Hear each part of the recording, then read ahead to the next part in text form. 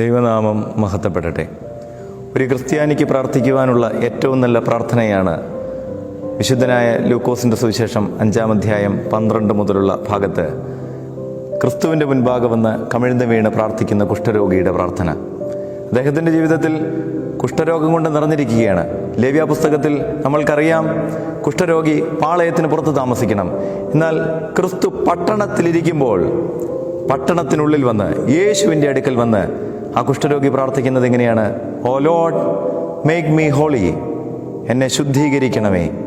ഈ നാളുകളിൽ നമ്മൾ പ്രാർത്ഥിക്കേണ്ടത് ഇത് തന്നെയാണ് പ്രിയപ്പെട്ടവരെ. എന്നെ നീ ഒന്ന് ശുദ്ധീകരിക്കണം.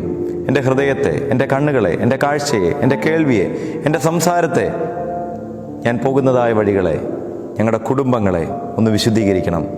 വിശുദ്ധീകരിക്കേണ്ടത് എങ്ങനെയെന്നോ അത് വചനം കൊണ്ട് കഴുകി വിശുദ്ധീകരിക്കും. അതുകൊണ്ട് ഈ നാളുകളിൽ നല്ല വചന വായന നമ്മളെ വിശുദ്ധീകരണത്തിലേക്ക് നയിക്കും.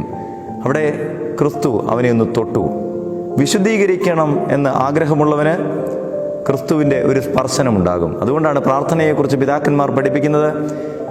ദൈവത്തെ തൊടുന്നതും ദൈവം നമ്മളെ തൊടുന്നതുമാണ് പ്രാർത്ഥന. അങ്ങനെയെങ്കിൽ ശുദ്ധീകരിക്കപ്പെടണമെന്നുള്ള ആഗ്രഹത്തോടു കൂടി പ്രാർത്ഥിച്ചാൽ ക്രിസ്തു ഈ നോമ്പിൻ്റെ നാളുകളിൽ നമ്മളെ തൊടും. ആ ഭാഗം അവസാനിക്കുന്നത് എങ്ങനെയാണ്? അവൻ്റെ വചനം കേൾക്കാനും രോഗസൗഖ്യം പ്രാപിക്കുവാനും അനേകർ അടുത്തു വന്നു. പക്ഷെ ഇന്ന് നേരെ തിരിച്ചാണ് കേട്ടോ. രോഗസൗഖ്യം പ്രാപിക്കാനായിട്ട് ആൾ കൂടുന്നുണ്ട്, പക്ഷേ വചനത്തിന് ആളില്ല.